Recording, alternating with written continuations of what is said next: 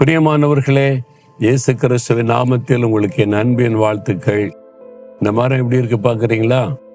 அதாவது pine tree கேள்விப்பட்டிருப்போம்ல, ஒவ்வொரு நாட்டிலையும் இருக்கிறாரு. அந்த ஜாப்பனீஸ் பைன் ட்ரீ உலக பிரசித்தி பெற்றது. இந்த ட்ரீ ரொம்ப முக்கியமா சொல்றாங்க. பல தேசங்கள்ல கார்டன்ல ஜாப்பனீஸ் பைன் ட்ரீனே கொண்டு போய் நாட்டுறாங்க. அவ்வளவு விசேஷமான ஒரு ட்ரீ, ஒரு மரம் இது. தேவனுடைய சிருஷ்டிப்பு தான் எவ்வளவு ஆச்சரியம் இல்லை? ஒவ்வொரு நாடுகளில ஒவ்வொரு விதமான மரங்கள், ஒவ்வொரு சீதோஷ்ண நிலைக்கு ஏற்றபடியான மரங்கள். ஆண்டவர் ரொம்ப அழகாக ஞானமாக இந்த உலகத்தை சிருஷ்டித்து, என் பிள்ளைங்க சந்தோஷமா இதெல்லாம் பார்த்து மகிழ்ச்சியோடு அனுபவிக்கணும்னு சொல்லி இதெல்லாம் ஆண்டவர் நமக்கு தந்திருக்கிறார். இந்த ஜப்பான் தேசத்துல நான் வந்தபோது நிறைய இடங்கள்ல கார்டன் வச்சிருக்கிறாங்க. நல்ல நல்ல மரங்களை வளர்த்து கார்டன், மரத்தை வளர்க்கறதுல ரொம்ப கவனம் செலுத்துறாங்க. ரொம்ப முக்கியம் அது. நீ எந்த தேசத்துல இருந்தாலும் ஆளுக்கு ஒரு மரம் வளர்த்தீங்கன்னா அது தேசத்துக்கு நன்மை உண்டாக்கும், உங்களுக்கும் ஆசீர்வாதம். இந்த மரங்கள் மூலமா தான் நமக்கு ஆக்சிஜன் கிடைக்கிறது. தேவன் மனிதர்களுடைய வாழ்வாதாரத்துக்கு இதை படைத்திருக்கிறார். மனிதன் இதை வெட்டி அழிச்சு அவன் தான் சுகாதாரத்தை பாதித்து கொண்டிருக்கிறான். நம்ம அதுக்கு இடம் கொடுக்காதபடி நம்ம இயற்கை ஆண்டவரால் சிருஷ்டிக்கப்பட்டதை பாதுகாக்கணும், அதை வளர்ப்பதில் முயற்சி பண்ணணும். சிறு பிள்ளைகள் கூட ஒரு மரத்தை வச்சு வளர்த்து நீங்க ஆளாக்குங்க. ஆண்டவர் அதை பார்த்து மகிழ்ச்சி அடைந்து உங்களை ஆசீர்வதிப்பார். சரி, இன்றைக்கு ஆண்டவர் எனக்கு என்ன வசனம் வைத்திருக்கிறார் அப்படின்னா, 1 யோவான் 5ஆம் அதிகாரம் 18வது வசனம். தேவனால் பிறந்தவன் தன்னை காக்கிறான், பொல்லாங்கன் அவனை தொடான். நீங்க தேவனால் பிறந்திருக்கிறீங்களா? மறுபடியும் பிறந்திருக்கிறீங்களா? அதாவது மனம் திரும்பி ரட்சிக்கப்பட்டவங்கன்னா தேவனுக்குள் பிறந்தவர்கள் என்று அர்த்தம். நான் பாவத்தை விட்டு மனம் திரும்பிட்டேன், இயேசுவின் ரத்தம் என்னை கழுவி விட்டது, நான் ரட்சிக்கப்பட்டு விட்டேன் என்ற அனுபவத்துக்குள்ள வந்தவங்க தான் தேவனால் பிறந்தவர்கள். உலகத்துல நம்ம தாய் தகப்பன் மூலமாக பிறக்கும் பொழுது அது முதல் பிறப்பு. அது பாவத்திலே பிறந்து பாவ சுபாவம் நமக்குள்ளே வளர்ந்து கொண்டு வருகிறது. மறுபடியும் பிறப்பது என்பது இயேசுக்குள் பிறப்பது, தேவனுக்குள் பிறப்பது. அது நம்ம மனம் திரும்பி ஆண்டவருக்கு ஒப்பு கொடுக்கும் போது இயேசுவினத்தை நம்மை கழுவி நமக்கு ஒரு புது இருதயத்தை தருகிறார். அதுதான் மறுபிறப்பு என்பது. இறந்துட்டு இன்னொரு பிறப்பு, நாயா அல்லது மாடா பிறப்பாங்க அப்படிலாம் கிடையாது. நிறைய தவறான நம்பிக்கைகள் உலகத்தில் இருக்கிறது.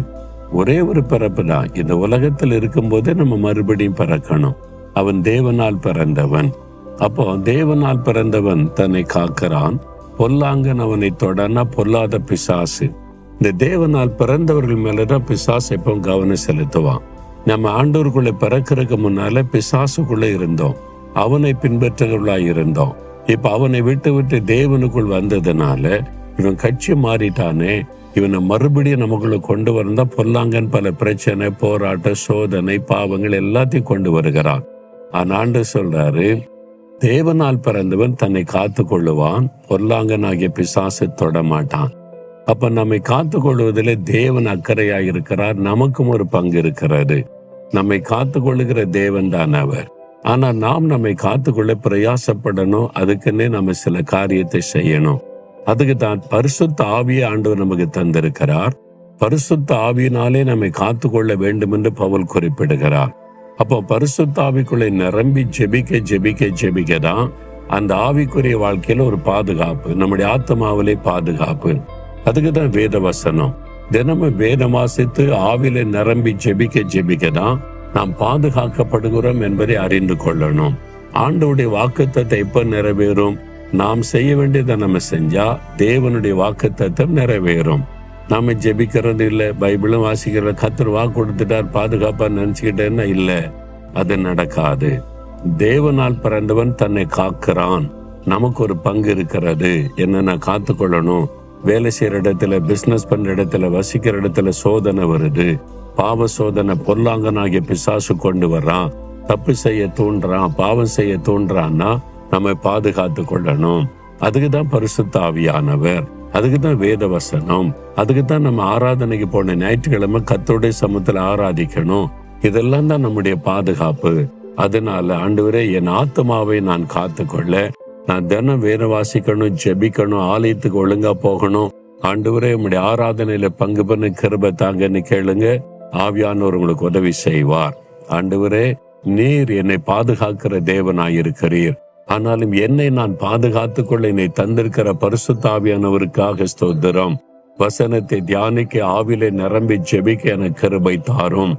இன்றைக்கு எந்த பாவ சோதனையில் அகப்பட்டு கொள்ளாதபடி என்னை காத்துக்கொள்ளும். இயேசுவின் நாமத்தில் ஜெபிக்கிறேன். ஆமேன், ஆமேன்.